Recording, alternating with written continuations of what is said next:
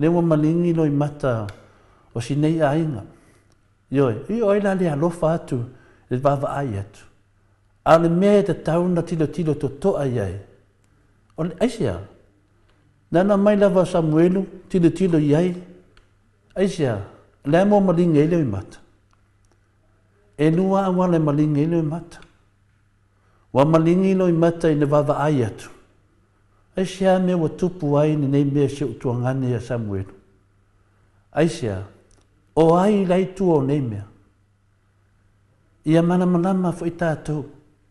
Ia malingi o loi mata I lunga le amio tono le tua.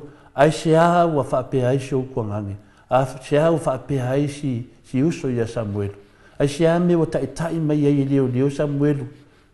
Ai se a. E ai se mea ma whainto whamatalaina mai e tau mai lumare ai se a. O ai lai tu o nei mea. O ai lai tu o nei mea wa te iai.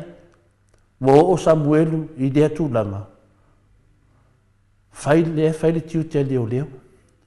E lena o Samuelu e fai ele melea. Fai e so sesi.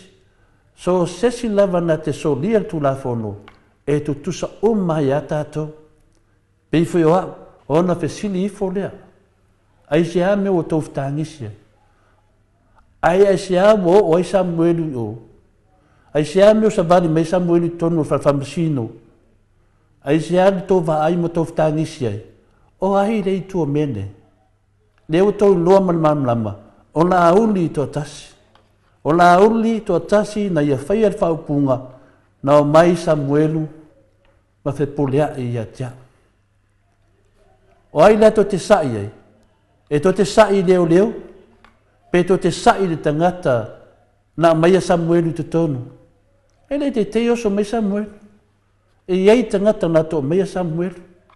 O le whaatari leo, ni morianga I tangata le tō te whaangau le marie ai.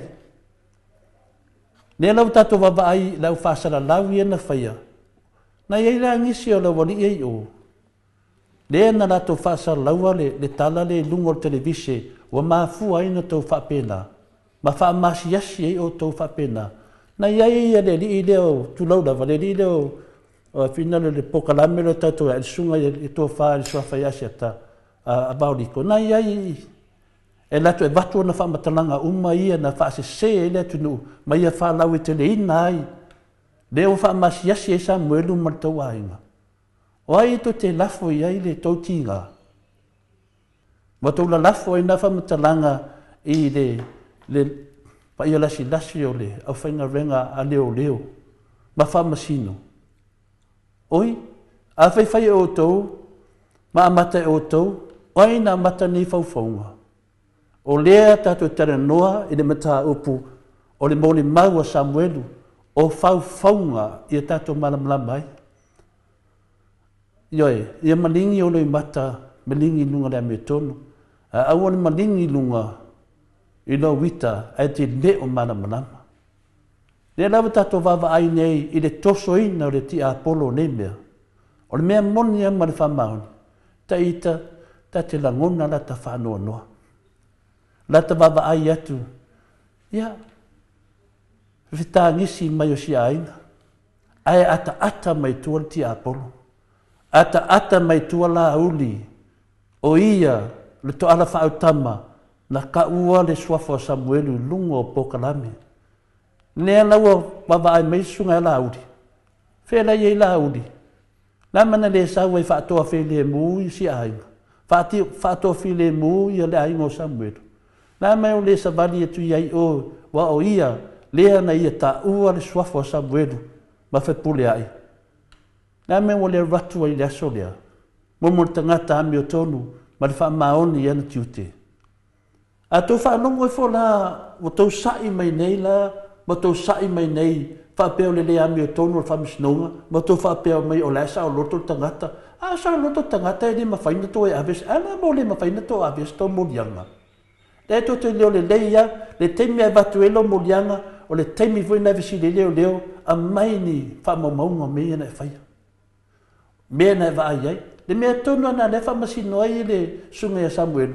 E fia ba ai le whamisinonga, ma fia tali tonu whamisinonga. Pe sao mea le whamei Samuelu, le tau tangata, na vaai ai. Le iai whaulo lai se lau ma le lua maulianga. E la tau te enga uma mei fe mei Samuelu. E whawewhea la. E whawewhea la na tau whāngisi. Ma tau tau le pua ma lafo mai. E te tau an tau mana malama. Wha mawalalo ifo tau loto. O le whāngisi minei ma ta lafo mai whaupunga whapena. Me le ilo ai tau pepelo. Le mawhai an tau oi leo leo e batu iei. Le mo to le oi leo leo e tau iei e le wha maoni leo leo. Le mo do te le mawhai ento sa vale vali e tu le wha leo leo. O tau uma i whapea leo leo. Kwa le se an tau mea le whai. E wa le te inone nei me te o iei. O la auli to atasi na tu wai Samuelu tonu al whamsinonga. Asa ta whaalawa Samuelu. E le iai ia masa fianga o le fionga i andara pule. Le ia masa fianga. E le ilatura le pule ave o. Le ai. O la auli na mai e lunga o penda whailangi le la vea sunga i asiata. Wha sala lau atu le kio asiata. Sala lau tu tala o palo vavale tangata o puleanga tangata. Upuleanga le whamsinonga, upuleanga le mista o leo leo, upuleanga le komisina o leo leo, e maafua mai a lauli basiata. Asiata lea vauriko. O lua na mai a koa me umane lunga. O te le pala ai o te whamatala atu me monia, nanga le lunga o penda ta whailangi. Whaamana malama tu eila ni mele fta ngisi mai eile, tu whaafino Samuelu. Malia e tau whina ngalo, tu mai lalo o tau loto. O e whika ngisi a lauli, po lalanga me wa whaid koko ngangi. O e whika ngisi a lauli, po lalanga me wa whaid. Lauli, lalo me wa whaid a Samuelu. Lea mena le whaid e sisi tangata e whaid o kua ngangi. Yoe, e whaafena e whaid mai e lea masa afianga o Samuelu nei media. O mea umale e su e whamsinonga. Lauli, ai e so whaku alu whamsinonga Samuelu. Se i vava ai ta ngisi o laina Samuelu, e maafua me mea ia. O la tau uma ia rofa ia Samuelu, o uso matu whaafine o Samuelu, la te le avanoa. E leo mutaanga lea, ua te loto vai vai. Uni tau loto vai vai. A tau noa lava sa o ia Samuelu, aua loto vai vai. Whaira mi o tono, a tau loa e la te le masalomia, o ia lauli, vesili ia lauli, o lauli e meritali. Lauli la sa o mene. Mato te mana malama fo le tulafono lauli na mato wo fo le aonga le lei mato ma fo fa lauli le sa o mene. Le mo fa pe ai se mato o mato kuangangi ya Samuelu na mafu no o famsnonga o oe to tasi no o famsnonga o moni mau mo mei te fasala lau no pena te failangi. Le na mafu ina o ye se mako kuangangi famsnonga lauli ta umane sao.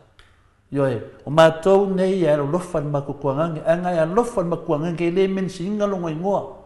E ke le men se inga le ingoa Samuelu lungo le ea, pe anga e lofan makukuangangi. Leo whakasinga mako, o ise la le kangi le lofa. O ke le plei minga ku whawhingi o si uso. A ise a, nanga o le lofa. O wa aia kui maka, o ila le lofa o son kuangangi. Mahali e la. Al fesili le mafua ina, o ai mafua inge mea. Nga ave e whamsingonga Samuelu i lungo se lako pawa, le ai. Nga ave leo lungo se lako pawa, le ai.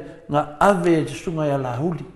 O lauli ko kasi nga ia ka ua le suafa Samuelu ma whepule ai.